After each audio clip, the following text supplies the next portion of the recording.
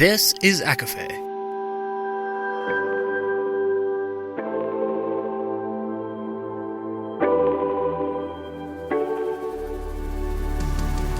Laura Marie and Jessica Marie proudly present A Court of Fandoms and Exploration, a podcast. Fair warning, everything the hosts say is explicit, full of spoilers and adult content and shall not be used against them. They have opinions. Let's try not to drag anyone for expressing themselves and just have fun for an hour.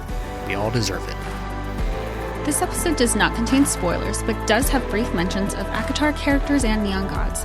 There is also discussion surrounding body shaming. For full content warning list on Electric Idol, please see show notes or visit author site directly at KateeRobert.com. Hi, everybody, and welcome to A Court of Fandoms and Exploration, your weekly deep dive into the YA literature and fandoms that we love. I'm Laura Marie. And I'm Jessica Marie. And today we are very excited to discuss Electric Idol by Katee Robert and we just, right at the beginning of the show, we just want to say thank you to Sourcebook. We received this as an ARC, and we were going to read it anyway, so we're just very appreciative, and thank you, and we loved this book, and we'll get into it. Yeah, we'll get into, several reasons of why we like this book, but something that occurred to me while I was reading this book was, wow, Jess is really going to love this book. And absolutely. It's my favorite.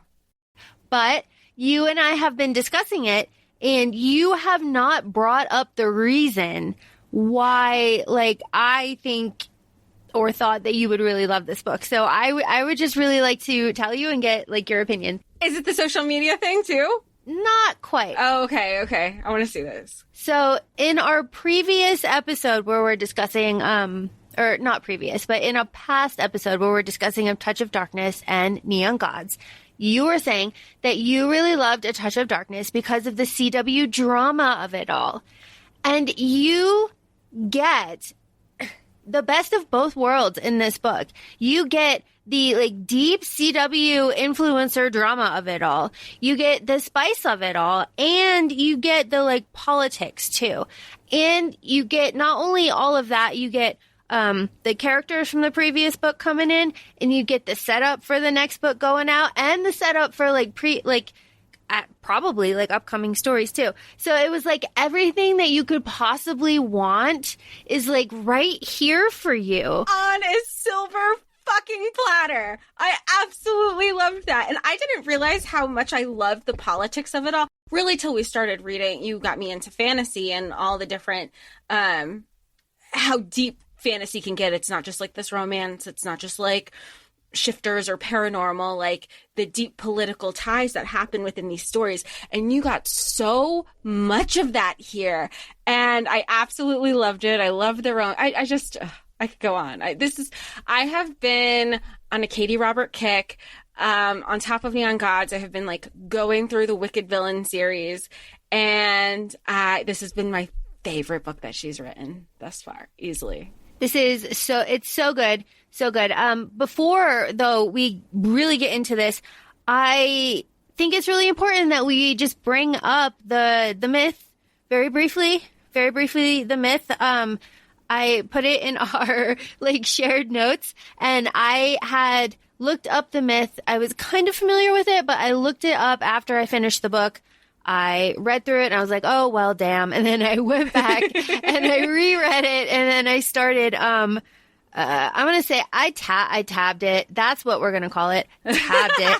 I'm not going to tell you what I actually did. And then I marked it and I was like, oh, okay, damn. And then I put this information in notes and I gave it to Jess, and Jess just read it and she's like, oh. Duh. That's what it was. Duh, that makes. But I mean, there was little before we had read it, when we were talking about the tasks that Aphrodite gives Psyche in the mythology.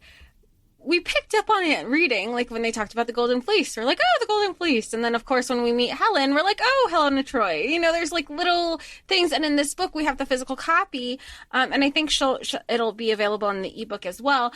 There's a map of Olympus. There's this, I don't want to say awkward family tree, but the family tree is built in rings as opposed to like a tree of sorts. So it was just a different way. But you could understand, you could see like where the power players and where the connections are for those of the 13 and like the relatives of. It was just really interesting. So in the myth, Psyche means soul. And Eros is, we could say Cupid. He's like desire. So it's like, the soul and desire and, and everything. And, they are in love, and Aphrodite, jealous, all these things. And Aphrodite gives tasks, and, there's like this Beauty and the Beast myth part of it that is very important because it's referenced at the end of this. And I was like, ha ha ha ha. Right. So, okay, Psyche is mortal, and her family goes to the oracle, go and strap her to a rock in all black, and Eros takes her and falls in love with her, but he only comes to her at night, and in the day, he's not there, but she's very happy, he's very tender, and one night she gets really jealous because her sisters come and convince her that he's like a monster, even though she doesn't think so, and she has a candle, and the candle drips wax on his face. Is very specific. And he wakes up and is like, basically, you didn't trust me. Trust is broken. Which is like wild because like, okay. And then he storms off and she goes to look for him. And that's how she gets the tasks. And then he comes back and pleads to Zeus. And Zeus makes her immortal. And then they're immortal together. And then Psyche no longer lives on Earth. Aphrodite's happy. All is well. This is one of the few myths to end in joy and happiness. And it is one of the most like loved. This is that. Okay. This is that. That is the myth. I know. I just didn't know the depths of it. I was thinking about, I don't know what it's, I know what it's called. When I was thinking of Aphrodite's obsession with her son, it just felt very opposite of the Oedipus complex. Whereas opposed to it's usually like the son with the mother, she was just like that unbearable mother-in-law. Nobody's good enough for my son. And he brings that up when him and Psyche are talking about his past relationships. And then she connected the dots. She goes, if you're not with anybody, that's nobody that can be used against you, because she doesn't want to have competition, because that means attention would have to be shared. And he was just like, well, I'm not going to fuck around with anybody else. Like because then he's like reflecting and going through the stages of his life, because it was at 21, he said that he realized his mother doesn't love him, or not in the way a parent should. Yes, in like a weird, like, yeah, but like kind of not in like a weird sexual way, but like in a weird, like psycho kind of way. Yeah, like a sociopathic. Like, this is not a parent. Like, a parent's love should be unconditional, not with, and all the mind fuckery she did when she didn't get what she wanted. She would. It's the extreme of, if a kid is crying, you're supposed to ignore him. But this was, if you didn't do what I told you, I'm going to ignore you for months at a time when you're 8. It's messed up. Yeah. Let's get into Psyche, because Psyche is great. Psyche, I have references here. Psyche gives a little shade right away. She says, I can't outrun myself. I can't outrun any of the danger, which I think is a little shade to Persephone. I find is really funny. But she starts off really like, I really want to splash cold water on my face, but if I do, I'll have like makeup out of place and my hair will be out of place. And then, the gossip columns will know that something is wrong. And right away we are like given a very like smart and with it and aware and like socially aware Psyche. She's not only self-aware, she's socially aware. And we were talking about this before the episode, just how this, like, the Demetrios sisters were not, nobody ever, people just kind of dismissed them and not realize while they were being dismissed by others, they're constantly watching and looking around and just kind of taking in the situation. And everybody has a tell, Psyche saying that about like, Ares does this when he doesn't want to lose his shit, or when old Zeus before he died, was about to lose his like mind, he would go ahead and get like really loud and really pompous and really boisterous, and just everybody had a tell. And she's just always so astute to that. And I think from the everything is about image in Olympus. And by being so aware, she used that to her advantage in the end. She absolutely did, which is so great. So what happens? She helps Eros, and they get caught, photographed, and Aphrodite gets jealous because Aphrodite hates Demeter. It's very Romeo and Juliet. It's very fun. It's 100%. Like, this is fun. Like a Romeo and Juliet retelling with nobody dying. Yeah, it's very fun. But we get, when Psyche is patching him up in the bathroom, we get like the first time that they say this line, and they say it like over and over again, like, monsters come in all shapes and sizes, you know, and she's like, well, you know, I don't see a fang, bah, bah. It's kind of, it's fun. And they say it over and over again just to kind of point out that like he thinks that he's a monster like over and over again, but like monsters come in all shapes and sizes because Aphrodite is a fucking huge monster here. Yeah. So I just absolutely love this. Jess, how did you feel about the fashion here and the callback to Juliet? And I really love the like, you know what? Fuck you. I cannot just like abandon all of my clothes here. Like, are you out of your mind? And especially because, Katee Robert just does such an amazing job of representation in this story, I think. Where in the insecurities that come along with being, you know, not quote unquote what society deems as traditionally beautiful. I think she writes it so lovely. I love where she has her sisters in on it. Take her to brunch. We're going to get our clothes. And then he's like in this sedan and he goes, I thought you were packing light. And she has 2 suitcases. And I'm thinking, that is light. Like, you're asking her to pack her whole life, her whole wardrobe. That's not even like a quarter of it. So I absolutely love that she like focused on her custom pieces too. Like, because we know that Juliet's like the top designer and is inclusive with her sizing too, and understands the importance of like a woman's silhouette is not going to be the same for everybody. And I was just, I love Psyche I'm just going to be singing her praises because she was just so relatable. And I feel like, I'm kind of in awe and in shock that I felt so much of myself in here. Like, I was trying to think of her placements and I was like, she definitely has like Cap Aries Virgo, or like Cap Aries Leo, or even like a Cap Aries Pisces, because of sometimes she would do that. I have to lock it down. What's the bigger picture? What are we working with here? Give me the facts. I need to control it. Let me control the situation because that's all I can do right now. And that is a perfect segue to what I want to talk about. And I want to talk about Psyche's fuck up. And Psyche's fuck up is so perfect because she owns it so well. And what is Psyche's fuck up? She gets the invitation from Eros to meet, right? And she's like, all right, I got this. All right, Hermes, you go out and you tag and you locate. So like everyone will know that I'm there, and I'm going to have this like secret meeting and we're going to like plan, whatever. Nobody's going to know where I'm actually. Yeah. And I'm not telling nobody, like, this is secret. And then she gets there and realizes that he's there to kill her. And she's like, I fucked up so bad. Why did I do this? I think the line is, what was I thinking? I love it. Because here she is. She's like, oh, great.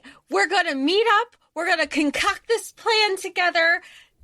Not at any time did she think that Aphrodite was going to want her dead at any point. It just like never crossed her mind. And when it did, though, it was crazy because like, immediately it was like, okay, well, like bullet point this. This doesn't make sense. Why is this happening? If she does this, it's this. And even Eros notices, he goes, he like says like you know the moment she notices, because we're in Eros's point of view, and he goes, now the color's draining from her face. She was fine until the mention of her location was tagged in her socials, and they hired an actress who, like a body double essentially, to look like she's out and not where she was in like Dionysus's district. It is just crazy. Something that I do not like here, which is only fair. We are so allowed to say things we don't like.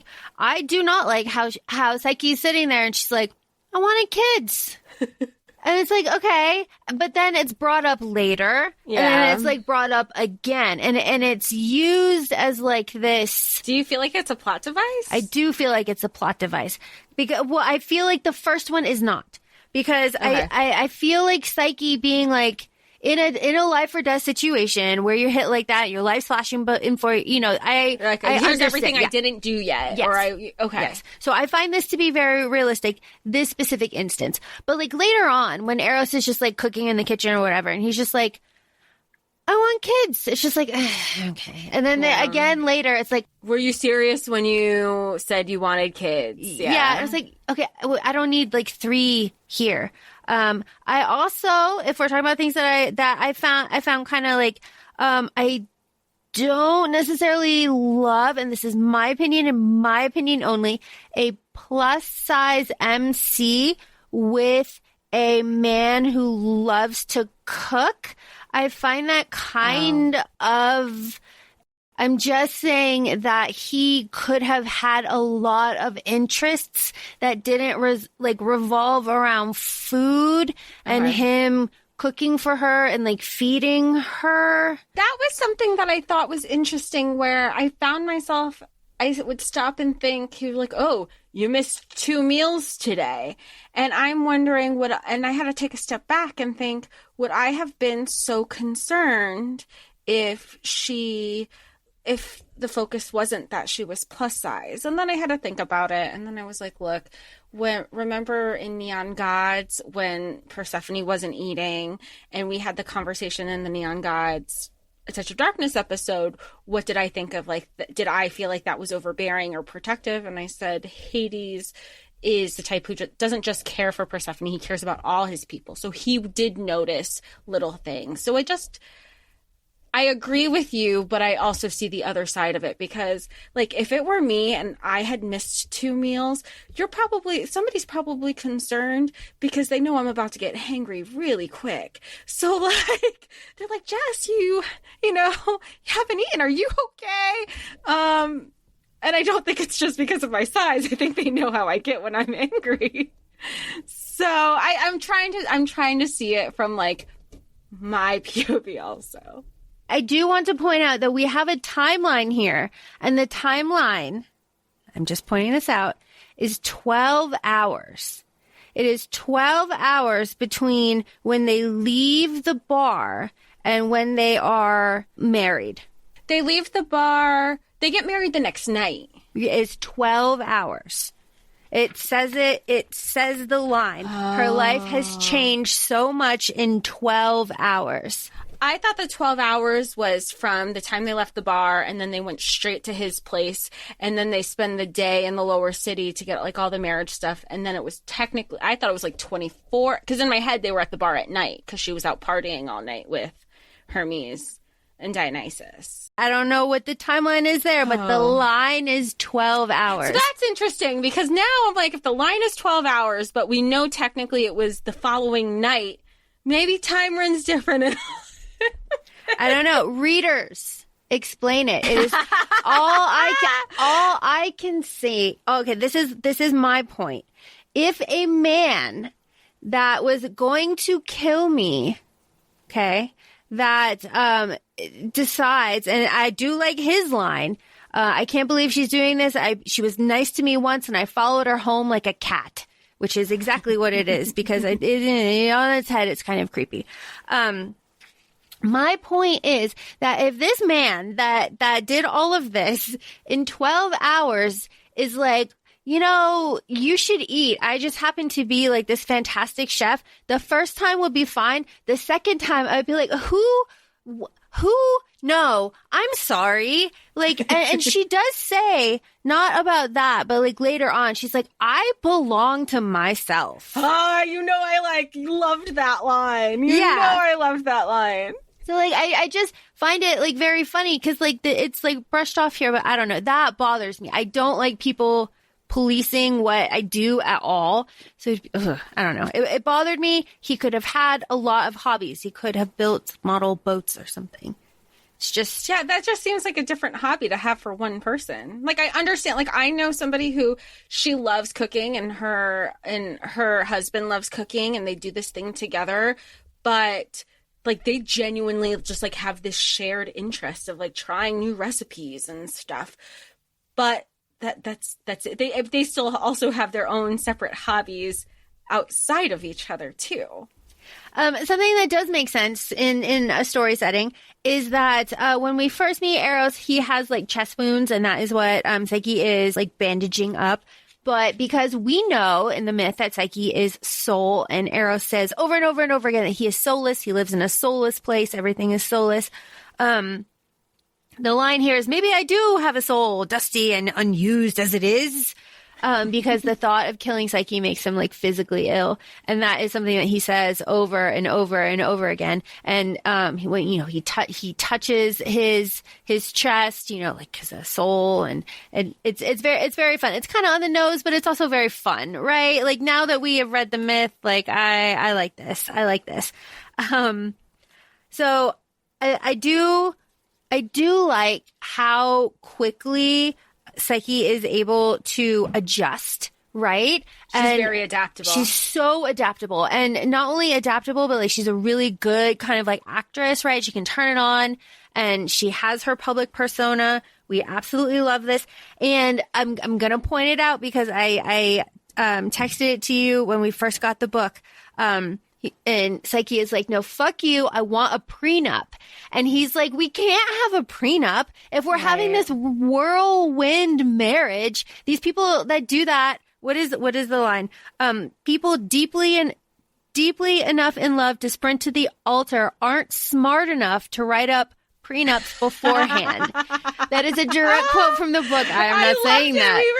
When we read that, I was like, queen. And even in that moment, she was like, fuck, he's right. She was like so quick, because she's like, you can tell that there's this line that she hates that he's right about that, because later in the book, he makes a compliment towards her. This is like after Aphrodite and everything, or maybe it was a little before. And he goes, oh, you're so, like something about like he was complimenting her. And she goes, it's because I'm right. Like, she is definitely a person who, and even Demeter says, she says at one point, out of all my daughters, you're the closest to me. I don't know what you have in play here, but I trust you that you'll tell me at a later time. The apple doesn't fall far from the tree. And like, and Psyche jokes about it, and she goes, we'll figure it out on my next marriage. Like, I just love how casual she is, because it was like her way of also saying, there is something here. I'm not going to confirm or deny it, but I see you see me. I see you. I see you see me. I see you see me. I really love here Hermes showing up in a Krampus kind of t-shirt. That is a nice nod, Katie. I see you. I see you to your Krampus book. I see it. And it's like, Christmas is over. Christmas is a state of mind. That's true. Krampus is all year. I love it. I love it. I love the little nods. I love that we get more. I just love that we get Hermes is definitely going to be, because of her role in the 13, she's definitely going to be like a steadfast character through all of these books that she has, and even in the future. Something that I really love here is the focus on Persephone and how active she is in this story, and the realization that Persephone pulled almost the same shit, right? And she has to like live with it. And she says like, I really hate like the shoe on the other foot situation. Like, I hate this. It's really bad watching this happen to you. But then when Psyche is asking her for your help, Persephone says, like, you went along with me when I asked for your support, when I stayed with Hades. You gave me the time and trust I needed to figure things out. It would be hypocritical in the extreme to not support you right now. And I absolutely love that this is, you know, Persephone is just like, what can I possibly say? Right. Later on, there's this line that I really like about Persephone, since we're talking about Persephone and Psyche and their relationship, where it's like a couple days after the marriage and they're like out of their like sex fest, which like good for them. Good for them. I was happy for them. All my smut. Where Persephone says something. I did not tag the quote exactly. And Psyche goes, "You're still hung up on that?" And Persephone right away goes, "It hasn't even been a week. Yes, I'm still hung up on that." Like, because as the reader, I like that we're constantly reminded in an organic way where we're at in the timeline. Because everything is whirlwind, such as a whirlwind romance. And even like understanding where we were, because at one point I go, when did we get 2 weeks out? When did we get this far out? But there was a transition, like between their honeymoon, their honey bed weekend. They flash forward to Helen's party, and that's on a Friday. Yep. And then they flash forward to something else. But essentially, this book is like 2 weeks. Mm-hmm. Yeah, more or less. If we're wrong on that, please tell us. So if we get really to the theme here. So Eros has terrible childhood, obviously. So his chest hurts when he is like soul, you know, when he's like missing his soul or whatever. This is in like full display when he is at Psyche's house or apartment or whatever, when she's getting her stuff, and he sees the pictures, right? All of the family pictures. He said, he's like, his chest hurts. Why the fuck does my chest hurt? They're just pictures. But he's like looking at this non-staged, like happy family, and he's realizing like, well, damn. Like, was their time on the farm and growing up, like all pre-Olympus. Mm-hmm. It is so kind of sad. And, you know, it is very sad. And it is used over and over again because, God, this man has mommy issues out the wazoo. And it is so funny, too, because Aphrodite is who she is in this book, obviously, but Demeter is her opposite. But it is explained here that Demeter, you know, got exiled her husbands, like got them out, and she is the everything. Like, the father is not important. Demeter is gonna walk Psyche down the aisle. It's appropriate that she's there. Like, she is the one. I found that really interesting. So they all kind of have mommy issues, and the daddy issues are kind of there, but not so much. And Psyche even says about Demeter, she goes, you know, for everything that my mother is, I'm not denying the type of person she is. She has a weird way that she loves us. She never questions if Demeter loves them, you know, and the way like the husbands were exiled, like it's clear that it was just like, look, I want you to give me kids and I want you to get out. And they took the money and ran. So it didn't bother her. She was very, you know, and that's its own issue. And I almost don't feel like that plays a role in the daughters' relationships. It's because Psyche or Demeter is the core parent for them. Because then even later on, all the sisters, like, she's still on this Hera shit. And she is. And, you know, the moment with Callisto, you knew what was going to happen. But good. She stepped up. She did the thing that Nesta didn't do. Ha. Whoops. Ooh, bam. Throwing it down. I just found it. Yes, I know. We all love Nesta. Everybody loves Nesta now. But I'm just saying, she finally stepped up and she said, you know, you all have been carrying the family long enough. It's my turn now. I found the quote. So this is at the wedding when Demeter's giving Psyche away. She's like, you should have told me. We could have negotiated for more favorable terms. She goes, I huff out a laugh, maybe on my next marriage. That's my girl. I love that. Like that, I love that. That is so great. And I do really, and as you said, the trust there, the acknowledgement that like, I'm scheming. There's a scheme here. We can't talk here, but I see you. We see each other. And she says that. She's like, we'll talk later this week. Yes. Then things change very quickly. So Psyche, throughout all of this, is a social media influencer, right? Yeah. She has whiskey deals on the side. She has... No, she's looking for a whiskey deal. Right. She's only been like wine and cocktails, so nobody knows the whiskey part, like the bourbon part of her. And that's like... And he's like, he looks at her when they go to the bar. She's like, it's cold. He goes, yeah, that makes sense. But then they're still learning each other because they're realizing all they know is and that's, I think, such a good, I don't know if anybody thinks about it this deep, and maybe this is Katie's intention, is that social media is the self that we choose to put out there for others to see.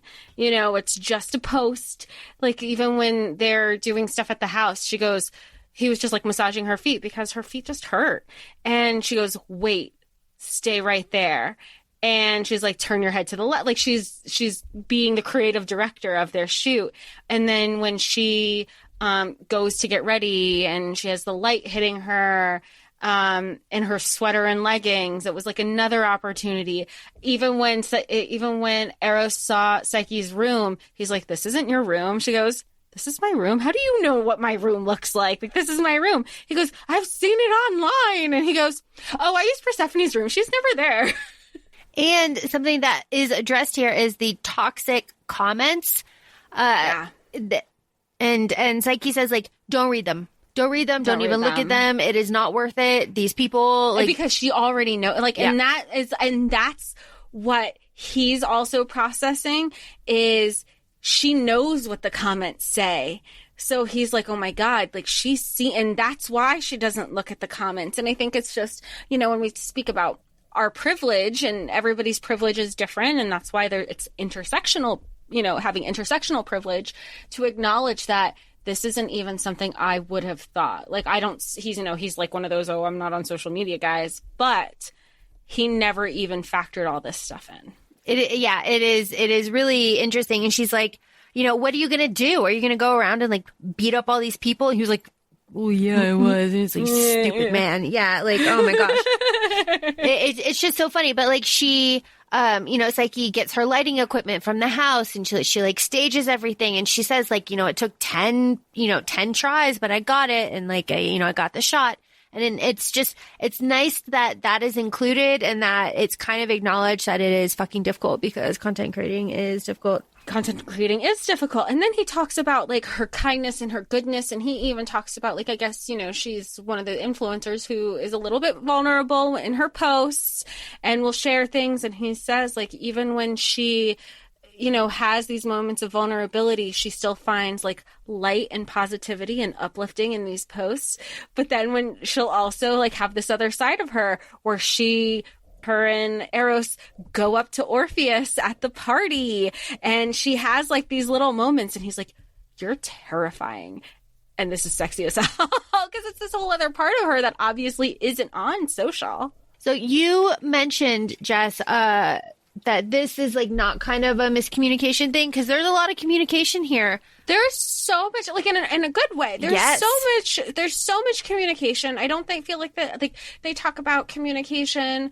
Like the first night that they, go to consummate their, I don't want to say they're consummating their marriage. That's not what they were doing. They were hot and heavy for each other. Yeah. Good for them. I loved them. Even like she makes this comment about her feet, and she was like, I mean, I didn't think I had an opinion about feet, and here we are. And it reminded me of, you know what it reminded me of? When we saw Adam Driver on Broadway. Yo, yes. And I was like, oh, thighs. Yeah, Adam Driver has a spectacular thighs. And I'm not like, I'm not an Adam Driver stan. Like, I'm the way, like, Laura is. So if Adam is in anything, I will watch it. I will support her. I will let her know things. And then so that's why we went to the Broadway. I was like, Laura's visiting me from Germany. I'm going to make it a point that we meet Adam Driver and we also see him on Broadway. And then we see his, and I was like, oh, okay, Laura. Like, I see your appeal. You know, because it wasn't just once that we saw him. We saw him multiple times in that play. His thighs are on display. And he was like one of 3 people in the play. So like, he was a main person. Ooh. So good. Ooh. Okay. We digress. Sorry. Okay. Yeah. So, miscommunication. So, yeah, miscommunication. So they talk about like, oh, they're going to like just sleep with each other, and he's like, I just want to be so close to her right now. He goes, but we're not we haven't even had a proper conversation, and this is not the time to do that. I'm not even going to bring it up. You know, I love that that's there. Oh, and then when she was just trying to, like, allude to that, to be like, I want you, like, I actually only said, you know, maybe we just need to do it once to get it out of our system. And he's like, do what once? Like, I want no misunderstanding between us, Psyche. You need something, use your words and be explicit. Like, the whole time. And, I mean, there's lots of, like, examples of that throughout the book of, like, from this point forward, we cannot lie to each other because we are both in this, like, con together. We need to be equal. We need to trust each other because we can't fuck this up. Yeah, and partners too. She says, like, we're partners. You know, what do you want to do? Do you want to do like the lovey-dovey thing, or do you want to do the other thing? He's like, I feel like we should do the lovey-dovey thing. She's like, yeah, I think so too. He's like, well, if you thought that, why did you ask me? She's like, we need to be on the same page here. Yeah. It's great. And then even when they were talking about the marriage, he says, I never expected to get married. Not that I have an issue with monogamy. Marriage is more, but then he acknowledges, he goes, marriage is more than just a relationship, and it's more than just sex. Marriage is a partnership and an alliance. And I was like, I love these two. I love them so much. I also really like the quote that they have here, that Psyche says, she goes, tell me you're spinning out just as much as I am. Tell me I'm not in the depths. That's a hard word for me to say. Alone. And I like that. And they repeat that kind of over and over again. Once it's kind of out there. Yeah. And that was like that was the biggest hurdle for them of admitting that this is more than just a con. So yeah, you can argue like, oh, well, they weren't communicating that. But in fairness, like whenever anybody is in those like deep, strong feelings towards another person, you're not necessarily going to be like, I'm going to say it the second I think about it, because then you start outweighing everything, which is what Psyche does. And I understandably, she gets it. Like, I get where she's coming from. Here, this person was about to kill her, and all of a sudden that he went from, I'm going to kill you, to, hey, let's get married. Then when he's like, I'll just put her in the alley. And even when she goes to his car in the alley, she goes, this is literally the alley. I could be walking myself into another trap. Or when she talks about, like, he needs to put on the charm and doubts him, and he, like, charms her. He does, like, a forced charming to her, and it works. He's, like, charming her, fake charming, before, like, they're in it emotionally with each other.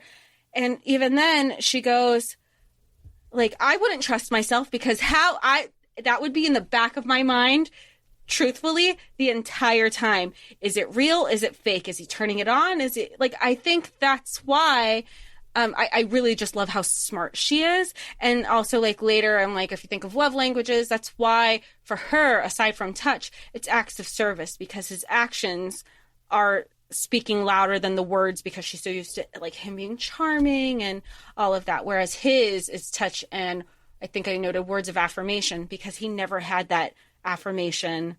So whenever she's, like, constantly telling him, you're not a monster, you're like, or you are a monster, but you're mine. Like, you're my monster. He needs to hear it, because he's never heard stuff like that. So he's never heard stuff like that because he grew up with Aphrodite, who is lots of things. Yeah. So I have here kind of a throwback. So Eros's penthouse is full of mirrors, right? Very soulless mirrors everywhere. And she and Psyche, when she gets there, starts making fun of it constantly. She's like, da da da da da. But later she goes, I made fun of this penthouse the first night here. I continue to poke fun at his design choices, assuming that at least in this, he was as cliched as he pretended to be. The more soulless, the better. But like, he didn't have control, like, even in that, he, like, you know, it was very soulless. So what she does then is like, can I make some changes? Can I add things? Can I put kind of my touches everywhere? So she's like adding a little bit of a soul, like, back into, you know, it's very symbolic. It's very symbolic. But and I like that, of course, I like the scene where they're like, you know, hooking up in front of the mirrors. But before it leads to that, I just felt like in that moment, it was so symbolic. And then it's further confirmed with the actions of they're looking at each other and they're surrounded by mirrors, which obviously is like constant reflections of whatever image is in the mirror. And it's just, I thought it was important for like every facet of yourself. I'm not just the person who's in front of you. There's this side of me who likes bourbon. There's this side of me who like, you know, who is a partner in this with you. There's so many different sides of a person. And then you later have Eros like saying like, I'm this, and he's like touching the different surfaces. And I really like that I thought it was symbolic, and it was just, Katee wrote it where it was just like, even like solidified that I took it the way it was supposed to be meant. And then they fuck in front of him. Good for them. Like that, all of their steamy scenes, like, you know how I was just like, good for them, you know. And there's a note because, you know, remember when we were discussing Neon Gods and I said, you know, I liked Neon Gods. I liked the story, but the smut, there's a lot of voyeurism that wasn't for me. But this one, and even Psyche says, like, hooking up casual might be for other people, but I'll never achieve it. I get too entangled. And then they later talk about, like, her being a voyeur or whatever, but only when it's them. Mm-hmm. It's just like, you know, you have some people who are like, I'll be a slut for one person, or, you know, like they want to share it between each other. They want to explore. And I liked that because a lot of the things that I've been reading recently of Katee Roberts, and she does this beautiful job of writing healthy, exploratory, polyamorous relationships. But I hadn't seen like a one-on-one, like just a couple in a long time. So also seeing that in this was just like back to my romance roots, which I really loved. And like works for me. So it was very nice. It's just they're like the cutest. Something that isn't cute is when Aphrodite ambushes them at Eros's like little theater bar, which is so cute, so lovely. Would love to hang out there. But I really love this like cold water that Aphrodite splashes on them. And Eros is like, but we're married. And Aphrodite's like, I don't see what that has to do with anything. Oh, you sweet, simple children. Did you really think that farce of a ceremony would be enough to change your fate? It's like, you are playing with the adults. Come on. I love that. I love it. It's like, step up your fucking game.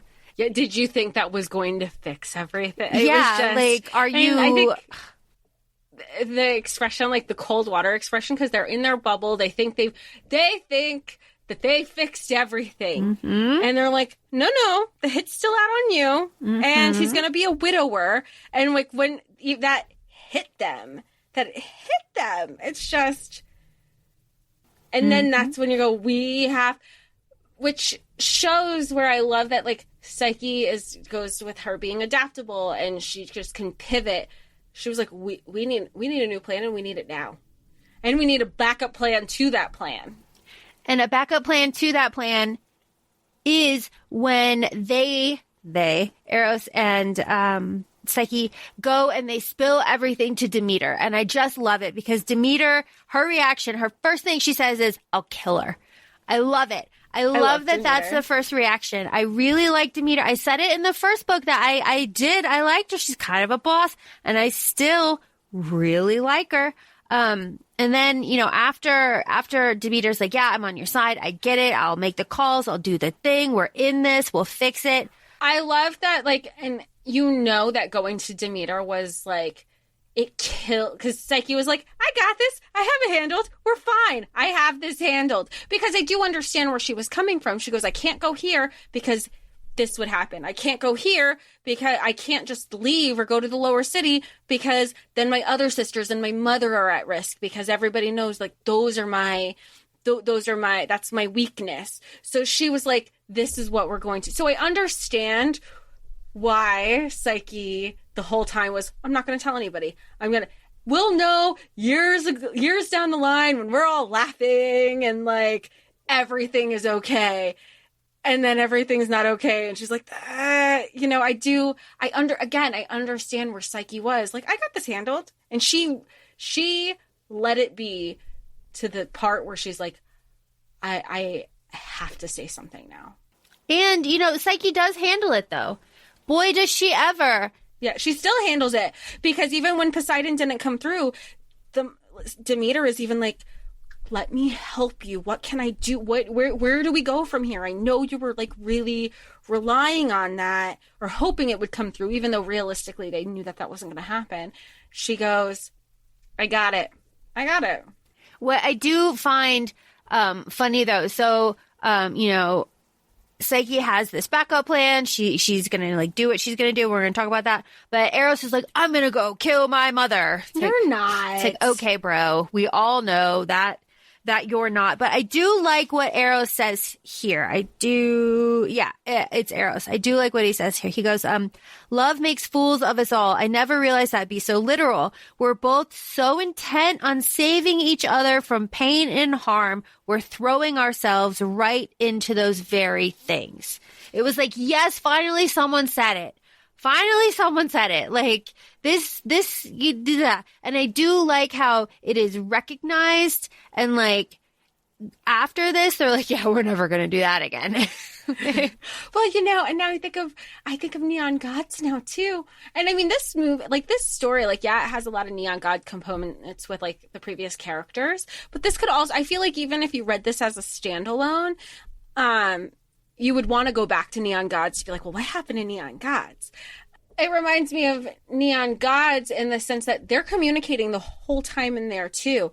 And even then they're taking ownership of their actions. So I've liked seeing that continuity within the sisters of taking that ownership, taking that accountability, talking to their partner with their plans. And the only times they didn't were at the sacrifice for the other. So like when Persephone tells Hades, I love you on the post-it, like, but he knew, and she was giving him all the symbolism with the black dress and the this, and leaving her sister with Hades. Like, he's like, I trust her. And that's essentially like also what's going to happen. Like, Eros didn't know what was going to happen with Psyche and Aphrodite because he knew his mother.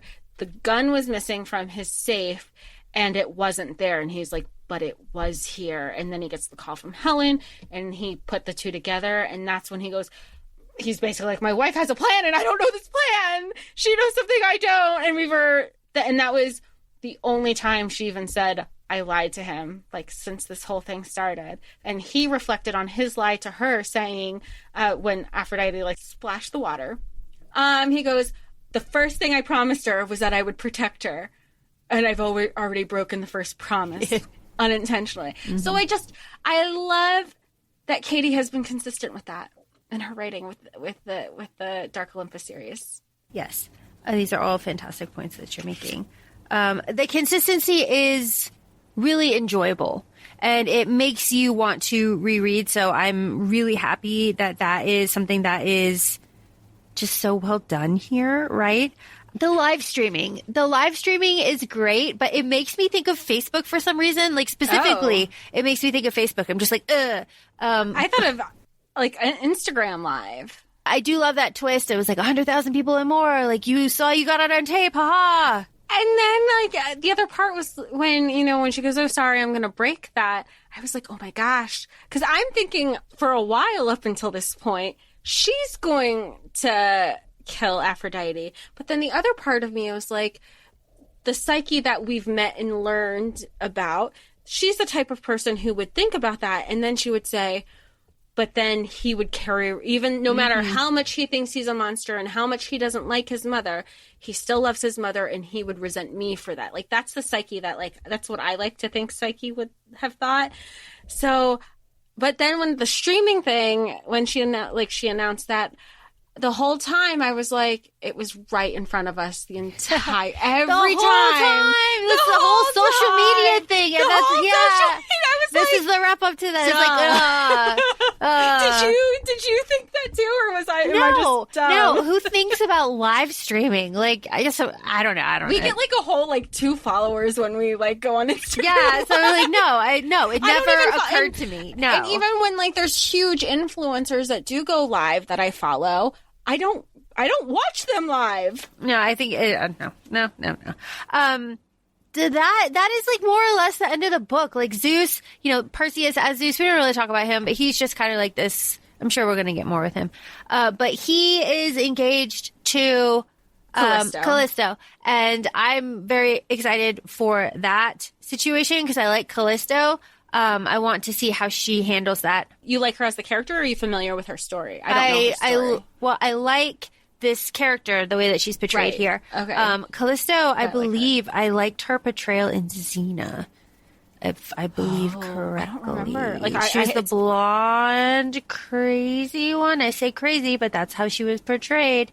Or is it Callisto? No, Callisto, Xena Warrior Princess. The blonde? Callisto of Syra was a major character and villain. There you go. Oh, she's hot. Yeah, no, she was great. Yeah, no, Xena's wonderful. Yeah, don't get distracted. Don't get distracted by Xena. I'm going to go down a Xena rabbit hole. Xena rabbit hole. Okay, so a big part of the Psyche, Eros, Cupid, Psyche, myth is the Beauty and the Beast kind of aspect of it. And Katee gives us that at the very end, like the very end, right before the epilogue. We have, look at us, Beauty and the Beast, happily ever after and everything. Maybe fairy tales do exist. You're much prettier than the Beast ever was. And yet much more of a beast than he ever could be. It's just great. It's just great. I love the nod to the original like myth that we get here, but it's also like very tongue in cheek, and it's very like, if you know, you know, and if you don't know, you're like, what the absolute fuck? It is just fantastic. And then we get the end, which is just like a really nice kind of like wrap up of like all the ends that I could think of the picture on the wall at Demeter's house, like a welcome into the family, finally for Eros. I say finally, it's been like not a lot of time. Yeah, but like finally in like a grander scheme of things that he's never had that even because even in his personal like house with Aphrodite, the living room was where you entertain guests. It's not for a place, he even said, this is very novel. Like he didn't have any of that growing up. So like, it was a finally for him to feel inclusive with a family. And Hades is there at that family dinner on Sunday as well. And Eros is like, Hades also didn't have like a family. So this is really important. And they give like each other the nod and be like, this is wild. Yeah. He's like, you're better just like sitting in the back and then we do the dishes. Like, and it's great. And then like, that's how it ends. And then the next one is Wicked Beauty. Which is Patroclus, Helen, and Zeus? Yeah. When Achilles' mother fell out of favor in Olympus, he vowed that he'd do whatever it took to claw his family's way back to the inner circle. Now that the former Ares is gone and the coveted role has opened to anyone with the strength to claim it, he and his lover Patroclus plan to both compete and double their odds for the winning. Neither expect the infamous beauty Helen to be part of the prize, or for the sparks to fly when the 3 of them reunite after so many years apart. So we're definitely getting like some sort of polyamorous relationship. Zeus may have decided Helen is his to give away because Zeus and Helen are siblings because Patroclus is the new Zeus. but she has her own plans. She enters the competition as a middle finger to the meddling 13, effectively vying for her own hand in marriage. The only people she can trust are the ones she can't quite keep her hands off of. But even they might not be strong enough to help her face the worst Olympus has thrown at them. So exciting. It's so exciting. It's so exciting. It's like June this year. Yeah. Katee, the talent that she has, she just pumps everything Pumps them out. Jess, what do we love here? Tell us. Everything? And I'm like, I feel like that's just so encompassing. What was your favorite part? Do you have, like, I know you have, like, favorite character. I mean, I know you loved, I don't want to say, maybe not favorite characters, but, like, favorite personalities. Like, you love, like, core things of, like, getting shit done. You love that. And handling and owning your own shit. You're, like, a big, you're a big cheerleader for that. Yeah. And a lot of the characters do that. They all feel like Caps and Virgos. I really like the wedding. I like the Demeter and Psyche, like, kind of acknowledgement. I like the wedding. I like the Hermes is there. I like her dress. We didn't even talk about her wedding dress. I like that whole kind of that part. And yeah, I just, that was my favorite part. But I think it's such a good, like, inventive kind of, I'm going to say tame kind of story. It's just, like, especially since it is like, we are maybe probably getting multiple people in another relation, like, in the next one. So this is just, like, very sweet. It's like two people, like, together finding themselves and, like, finding family, and acceptance and loving all aspects of yourself with them. And it's very sweet and, like, self-contained. I'm excited to see how Psyche and Eros are, like, in the fold now, of, like, the power dynamics and how they all kind of work together. I'm excited. And now that you said that, I remember I had a question, because in the epilogue, it's like, there's a lot of, like, uneasiness. Things aren't really settled because we have a new Zeus that's in power. Aphrodite's out of the picture. Ares is dying. And so right now, Aphrodite wanted to stir some shit, and she was like, you know what? Eris is my heir to this throne, which I didn't think that. I thought there's a couple things that I'm kind of confused on. I knew the legacy roles, but I didn't think Aphrodite was a legacy role. I thought her role was kind of like how Demeter's was. Demeter was voted by the people, and it's mentioned that's probably, like, one of Aphrodite's, like, things that she hated against Demeter was, like, the people wanted her in that role. So I knew the legacy roles were, hereditary, but all the other ones were more of, like, a democrat. I thought it was, like, a democratic system. So the fact that she announced somebody, I thought was, like, that seems out of the political stance, but, like, that's a different conversation. But, like, first it was like, okay, so Eris and now Zeus, it's two people from the Cassius family. But then everyone's so focused on that. I go, well, is nobody realizing that Callisto is a Demetrio and she's the Hera, and you have Persephone with Hades, where that's another Demetrio sister, and you have Demeter. So people are so focused on the Zeus and Aphrodite of it all, where you have the Demetrio girls taking the fuck over, and they're just not a player that nobody is focusing on. And even Helen at one point says, Eros is like my brother, you're now my sister. It is funny, though, because it is mentioned that Olympus thinks of that family as, like, social climbers. And at the end of this, you could say that, like, circumstances have painted them as social climbers, even though that's, like, not. No, because it was always the mother, and that was like one of the things that that was Eros, with a fight about too. Yeah, about them being social climbers, but also, like, Eros even said, like, why didn't you hang out with any of, like, not the 13, but, like, the kids of the 13? Mm-hmm. And you find more history there because it's it's mentioned in Neon Gods, and it's mentioned again here, how the girls weren't welcomed. The girls weren't welcomed when they were younger. So they were just like, okay, well, that's fine. We have each other. We don't need to be welcomed. And then when they did try to make friends, you have the fake friends who were talking shit behind Psyche's back. So, you know what? I wouldn't want to fuck with a whole shit ton of people either. And also, there is a little bit of scheming and social climbing there, because Demeter does not let up on the marriage contract shit. And that is kind of what, pisses off Psyche. And she's like, no, you're going to help me here. You're going to help me, or I'm going to like spew all your shit. Yeah, and she's like, I'm going to help you. And she's like, you can help me by calling this shit off. And she still doesn't do it. Yeah. And everybody was still so shocked where Callisto couldn't, she already had Eros like on her shit list, and she was so like seeing red that she didn't even like factor Eros. She was like, you're the least of my problems right now. Is Mom still on this Hera shit? And she's like, I'll fix it. You and Persephone have been doing it. Because it's like, at what point, like, but Psyche even said, she goes, if you fucking told me, I would have done it. Like, none of this would be happening right now, but you refuse to tell me your shit. And the same thing happened with Persephone. I mean, Persephone was always going to say no, but you threw her under the bus there. And Callisto stepping up because they're still like babying Eurycity.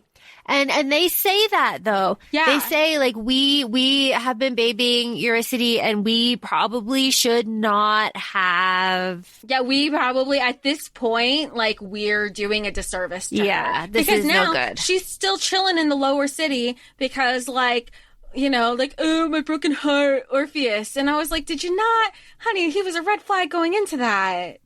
To be young. To be young, right? Like, oh my goodness.